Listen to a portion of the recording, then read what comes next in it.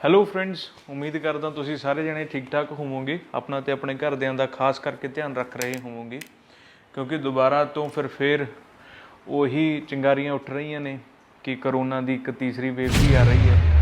ਤਾਂ ਬਾਕੀ ਅਫਵਾਹਾਂ ਤੱਕ ਹੀ ਰਹਿ ਗਈਆਂ। ਆਪਣਾ ਧਿਆਨ ਰੱਖਣਾ ਜ਼ਿਆਦਾ ਜ਼ਰੂਰੀ ਹੈ। ਤਾਂ ਜਿਹੜੇ ਵੀ ਤੁਸੀਂ ਬਾਹਰ ਜਾਣ ਸੰਬੰਧੀ ਤਿਆਰੀ ਕਰ ਰਹੇ ਹੋ ਤਾਂ ਇਹ ਵੀ ਨੋਟ ਕਰਕੇ ਰੱਖੋ ਕਿ ਤੁਸੀਂ ਆਪਣੀ ਦੂਸਰੀ ਡੋਜ਼ ਵੀ ਲੈ ਲਵੋ। ਅਗਰ ਜਿਨ੍ਹਾਂ ਨੇ ਪਹਿਲੀ ਡੋਜ਼ ਵੀ ਨਹੀਂ ਲਈ ਹੈਗੀ ਵੈਕਸੀਨੇਸ਼ਨ ਦੀ, ਉਹ ਪਹਿਲੀ ਡੋਜ਼ ਲੈਣ। ਜਿਨ੍ਹਾਂ ਨੇ ਪਹਿਲੀ ਡੋਜ਼ ਲੈ ਲਈ, ਅਗਰ ਉਹਨਾਂ ਦਾ ਉਹ ਦਿੱਤਾ ਗਿਆ ਸਮਾਂ ਪੂਰਾ ਹੋ ਗਿਆ ਤਾਂ ਦੂਸਰੀ ਡੋਜ਼ ਵੀ ਲੈ ਲਓ। ਉਹਦੇ ਵਿੱਚ ਦੇਰੀ ਨਾ ਕਰੋ।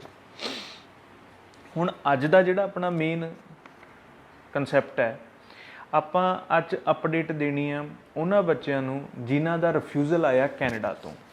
ਹੁਣ ਆਇਆ, ਪਿਛਲੇ ਮਹੀਨੇ ਆਇਆ, ਉਸ ਤੋਂ ਪਿਛਲੇ ਮਹੀਨੇ ਆਇਆ, ਕਰੋਨਾ ਤੋਂ ਪਹਿਲਾਂ ਆਇਆ ਜਾਂ ਜਦੋਂ ਵੀ ਆਇਆ। ਤਾਂ ਕੋਈ ਵੀ ਫਾਈਲ ਦਾ ਰਿਜੈਕਟ ਕਰਨ ਦਾ ਕੋਈ ਨਾ ਕੋਈ ਰੀਜ਼ਨ ਜ਼ਰੂਰ ਹੁੰਦਾ। ਵੀਜ਼ਾ ਆਫਿਸਰ ਜਦੋਂ ਕੋਈ ਵੀ ਫਾਈਲ, ਕਿਸੇ ਵੀ ਟਾਈਪ ਦਾ ਕੋਈ ਵੀ ਪ੍ਰੋਫਾਈਲ ਉਹ ਰਿਜੈਕਟ ਕਰਦੇ ਆ ਤਾਂ ਉਹ ਇੱਕ ਧਾਰਾ ਦੇ ਤਹਿਤ ਕਰਦੇ ਆ। ਉਹਨੂੰ ਧਾਰਾ ਕਹਿ ਲਓ, ਇੱਕ ਸੈਕਸ਼ਨ ਕਹਿ ਲਓ, ਉਸ ਦੇ ਤਹਿਤ ਕਰਦੇ ਆ। ਤਾਂ CIC ਦਾ ਇਹ ਰੂਲ ਹੈ। ਤਾਂ ਜਿਹੜਾ ਉਹ ਸੈਕਸ਼ਨ ਹੈ, ਅੱਜ ਆਪਾਂ ਉਹਨੂੰ ਡਿਟੇਲ ਦੇ ਵਿੱਚ ਸਟੱਡੀ ਕਰਾਂਗੇ। ਤਾਂ ਮੇਰੇ ਕੋਲੇ ਪਿਛਲੇ 15 ਦਿਨਾਂ ਤੋਂ ਤਕਰੀਬਨ 18 ਪਲੱਸ ਫਾਈਲਸ ਅਜਿਹੀਆਂ ਆਈਆਂ ਨੇ, ਸਟੂਡੈਂਟਸ ਡਾਇਰੈਕਟ ਆਏ ਨੇ ਜਾਂ ਏਜੰਟਸ ਰਾਹੀਂ ਆਈਆਂ ਨੇ, ਜਿਨ੍ਹਾਂ ਦੇ ਰਿਫਿਊਜ਼ਲ ਆਏ ਹੋਏ ਆ।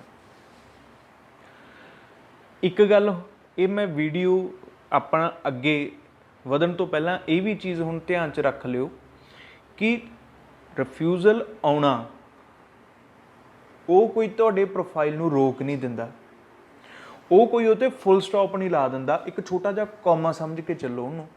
ਵੀਜ਼ਾ ਆਪਾਂ ਰਿਫਿਊਜ਼ਲ ਤੋਂ ਬਾਅਦ ਵੀ ਹਾਸਲ ਕਰ ਸਕਦੇ ਹਾਂ, ਪਰ ਗੱਲ ਉਹੀ ਹੈ ਕਿ ਜਿਹੜੀ ਤੁਹਾਡੀ ਫਾਈਲ ਨੂੰ ਸਹੀ ਰੀਪ੍ਰਜੈਂਟ ਕਰਦਾ, ਜਿਹੜਾ ਬੰਦਾ ਤੁਹਾਡੀ ਫਾਈਲ ਨੂੰ ਚੰਗੇ ਢੰਗ ਨਾਲ ਸਟੱਡੀ ਕਰਕੇ ਜਿਹੜੀ ਉਹਦੇ 'ਚ ਕਮੀਆਂ ਪੇਸ਼ੀਆਂ ਨੇ ਉਹਨਾਂ ਨੂੰ ਦੂਰ ਕਰਦਾ, ਉਸ ਤੋਂ ਬਾਅਦ ਦੇ ਵਿੱਚ ਤੁਹਾਡਾ ਰਿਫਿਊਜ਼ਲ ਵੀ ਐਕਸੈਪਟੈਂਸ ਦੇ ਵਿੱਚ ਬਦਲ ਜਾਂਦਾ। ਤਾਂ ਤੁਹਾਡਾ ਰਿਫਿਊਜ਼ਲ ਤੇ ਅਪਰੂਵਲ, ਇਹ ਦੋਨੋਂ ਚੀਜ਼ਾਂ ਦੇ ਉੱਤੇ ਅੱਜ ਆਪਾਂ ਇਸ ਵਿਸ਼ੇ ਦੇ ਉੱਤੇ ਚਰਚਾ ਕਰਾਂਗੇ। ਤਾਂ ਆਮ ਤੌਰ 'ਤੇ ਜਿਹੜਾ ਇੱਕ ਰੀਜ਼ਨ ਆਉਂਦਾ ਉਹ ਹੁੰਦਾ ਮਿਸ ਰੀਪ੍ਰਜੈਂਟੇਸ਼ਨ ਦਾ। ਮਿਸ ਰੀਪ੍ਰਜੈਂਟੇਸ਼ਨ ਮਤਲਬ ਤੁਹਾਡੀ ਫਾਈਲ ਨੂੰ ਸਹੀ ਢੰਗ ਨਾਲ ਅਪਲਾਈ ਹੀ ਨਹੀਂ ਕੀਤਾ ਗਿਆ। ਤੁਹਾਡਾ ਜਿਹੜਾ ਕੋਰਸ ਸੀ, ਜਿਹੜਾ ਹੁਣ ਕੋਰਸ ਲਿਆ, ਸਟੱਡੀ ਕਰਨ ਵਾਸਤੇ ਜਾਣਾ ਨਾ ਤੁਸੀਂ, ਜਿਹੜਾ ਕੋਰਸ ਤੁਸੀਂ ਲੈ ਕੇ ਜਾ ਰਹੇ ਹੋ ਅਤੇ ਜਿਹੜਾ ਕੋਰਸ ਤੁਸੀਂ ਪਹਿਲਾਂ ਕੀਤਾ, ਚਾਹੇ +2 ਚਾਹੇ ਗ੍ਰੈਜੂਏਸ਼ਨ ਦੌਰਾਨ ਕੀਤਾ, ਉਹ ਕੋਰਸ ਤੁਹਾਡਾ ਮਿਸਮੈਚ ਹੈ। ਉਹਨਾਂ ਦੇ ਵਿੱਚ ਆਪਸ 'ਚ ਕੋਈ ਰੈਲੇਵੈਂਸੀ ਨਹੀਂ ਹੈਗੀ, ਤਾਂ ਕਰਕੇ ਉਹ ਵੀ ਇੱਕ ਕਾਰਨ ਬਣ ਜਾਂਦਾ। ਉਸ ਤੋਂ ਅਗਲਾ ਹੁੰਦਾ failure to attach appropriate documents. ਜਦੋਂ ਸਹੀ ਡਾਕੂਮੈਂਟ ਤੁਹਾਡੇ ਫਾਈਲ ਦੌਰਾਨ ਨਹੀਂ ਲਾਏ ਜਾਂਦੇ।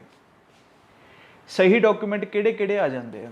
ਜਦੋਂ ਵੀ ਤੁਸੀਂ ਕੈਨੇਡਾ ਦੇ ਵਿੱਚ ਫਾਈਲਿੰਗ ਕਰਨੀ ਹੈ, ਇਹ ਦੋ ਢੰਗ ਨਾਲ ਹੁੰਦੀ ਹੈ, SDS, ਨੋਨ SDS। SDS ਭਾਵ ਸਟੂਡੈਂਟ ਡਾਇਰੈਕਟ ਸਟਰੀਮ। ਇਹ ਉਹ ਕੈਟੇਗਰੀ ਹੈ ਜਿਹਦੇ ਵਿੱਚ ਘੱਟ ਤੋਂ ਘੱਟ ਡਾਕੂਮੈਂਟੇਸ਼ਨ, ਸਹੀ ਪ੍ਰੋਫਾਈਲ, ਘੱਟ ਗੈਪ ਜਾਂ ਨੋ ਗੈਪ, ਆਇਲਸ ਫੁੱਲ ਬਟਾ ਫੁੱਲ। ਉਹ ਵਾਲੇ ਸਟੂਡੈਂਟ ਵਾਸਤੇ SDS ਪ੍ਰੋਫਾਈਲ ਹੈ। ਉਹਦੇ ਵਿੱਚ ਕੀ ਹੁੰਦਾ, ਬੱਚਾ 1 ਸਾਲ ਦੀ ਫੀਸ ਭਰਦਾ, ਆਪਣੇ ਫੰਡਸ ਦਿਖਾਉਂਦਾ, ਆਪਣੇ ਸਾਰੇ ਅਕੈਡਮਿਕ ਡਾਕੂਮੈਂਟਸ ਦਿਖਾਉਂਦਾ, ਆਪਣੇ ਸੋਰਸ ਆਫ ਇਨਕਮ ਦਿਖਾਉਂਦਾ, ਆਪਣੀ ਫੈਮਿਲੀ ਸਟੇਬਿਲਿਟੀ ਦਿਖਾਉਂਦਾ, ਪਰਿਵਾਰ 'ਚ ਕੌਣ ਕੌਣ ਆ ਉਹਨਾਂ ਬਾਰੇ ਦੱਸਦਾ, SOP 'ਚ ਦੱਸਦਾ ਕਿ ਭਾਈ ਅਸੀਂ ਕਿਉਂ ਜਾਣਾ ਚਾਹੁੰਦੇ ਹਾਂ। ਨੋਨ SDS ਦੇ ਵਿੱਚ ਕੀ ਹੁੰਦਾ, ਬੱਚੇ ਨੇ PT ਕਰੀ ਹੁੰਦੀ ਆ ਜਾਂ ਇੱਕ ਮੋਡਿਊਲ ਦੇ ਵਿੱਚੋਂ 5.5 ਬੈਂਡ ਹੁੰਦੇ। ਅੱਜ ਕੱਲ੍ਹ ਤਾਂ 2 ਚੋਂ ਵੀ 5.5 ਬੈਂਡ ਵਾਲੇ ਬੜੇ ਮਸ਼ਹੂਰ ਹੋਏ ਪਏ ਆ ਵੀ ਅਸੀਂ ਫਾਈਲਸ ਲਾਉਂਦੇ ਹਾਂ।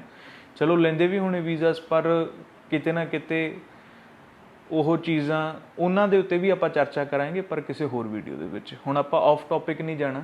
ਮੇਨ ਚੀਜ਼ ਇਹ ਆ ਅੱਜ ਦਾ ਆਪਣਾ ਡਿਸਕਸ਼ਨ ਦਾ ਮੇਨ, ਕਿ ਆਪਾਂ ਫਾਈਲਿੰਗ ਦੇ ਉੱਤੇ ਜਦੋਂ ਰਿਜੈਕਸ਼ਨ ਲੱਗਦੀ ਆ ਤਾਂ ਉਹਦਾ ਰੀਜ਼ਨ ਕੀ ਹੁੰਦਾ। ਹੁਣ ਨੋਨ SDS ਦੇ ਵਿੱਚ ਜਦੋਂ ਫੰਡਸ ਨਹੀਂ ਪ੍ਰੋਪਰ ਦਿਖਾਏ ਜਾਂਦੇ, ਕੋਈ ਬੋਗਸ ਡਾਕੂਮੈਂਟ ਦਿਖਾਇਆ ਜਾਂਦਾ, ਕੋਈ ਐਕਸਪੀਰੀਅੰਸ ਬੋਗਸ ਦਿਖਾਇਆ ਜਾਂਦਾ, ਜਾਂ ਕਿਸੇ ਟਾਈਪ ਦੀ ਕੋਈ ਸੈਲਰੀ ਸਟੇਟਮੈਂਟਸ ਜਦੋਂ ਮੈਚ ਨਹੀਂ ਹੁੰਦੀਆਂ ਹੈਗੀਆਂ।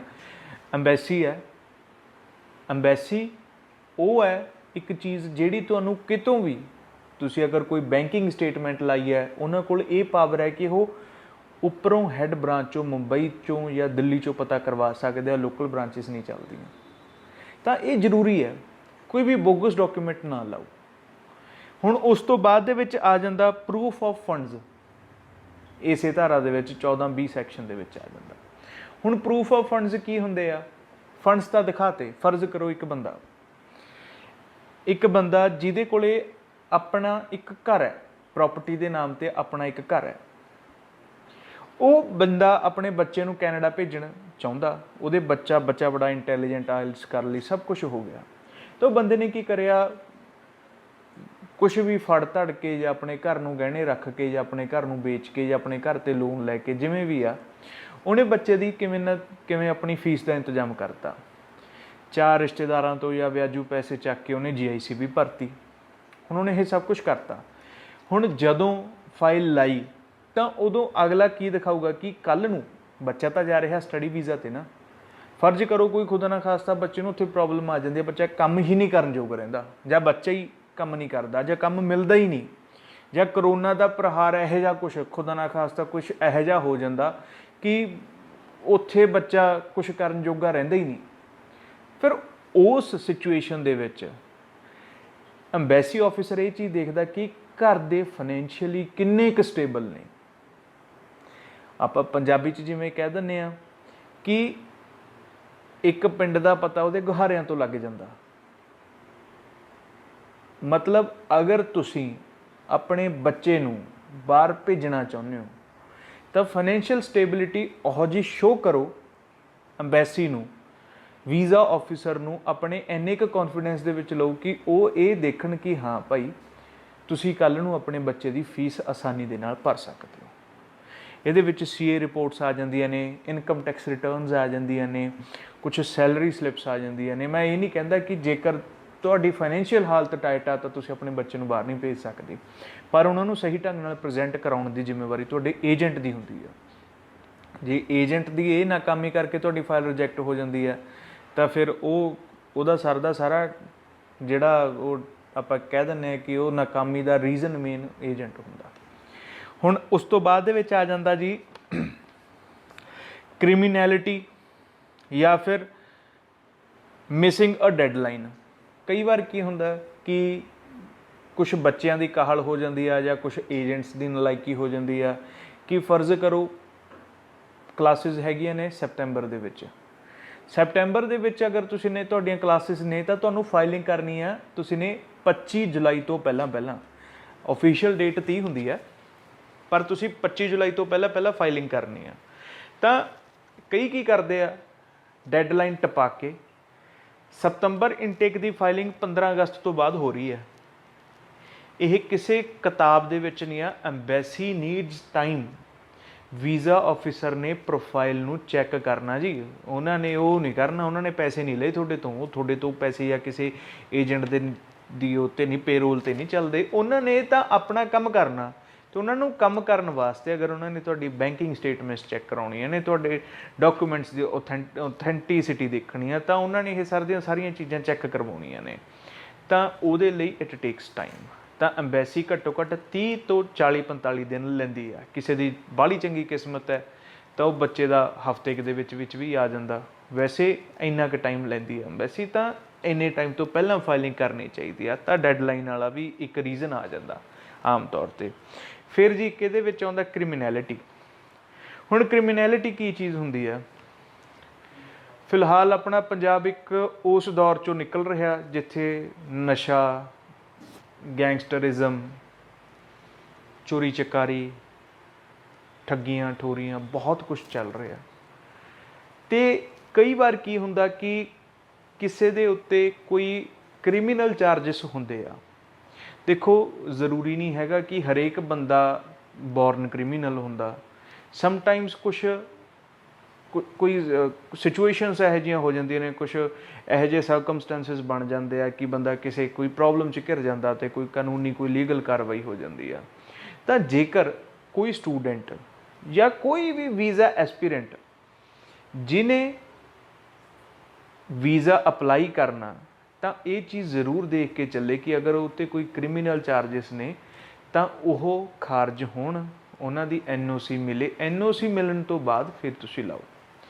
ਉਹ ਕੰਮ ਨਾ ਕਰੋ। ਅੱਜ ਕੱਲ੍ਹ ਤੁਹਾਡੇ ਫਿੰਗਰਪ੍ਰਿੰਟਸ ਹੁੰਦੇ ਆ, ਤੁਹਾਡੇ ਪਾਸਪੋਰਟ 'ਤੇ ਵੀ ਫਿੰਗਰਪ੍ਰਿੰਟਸ ਹੁੰਦੇ ਆ, ਈਵਨ ਜਦੋਂ ਤੁਸੀਂ ਬਾਇਓਮੈਟ੍ਰਿਕਸ ਕਰਾਉਣ ਜਾਂਦੇ ਹੋ ਉੱਥੇ ਵੀ ਹੁੰਦੇ ਆ, ਅਤੇ ਫਿਰ ਪੂਰਾ ਕ੍ਰਿਮੀਨਲ ਲੌਗ ਚੈੱਕ ਕਰਦੇ ਆ।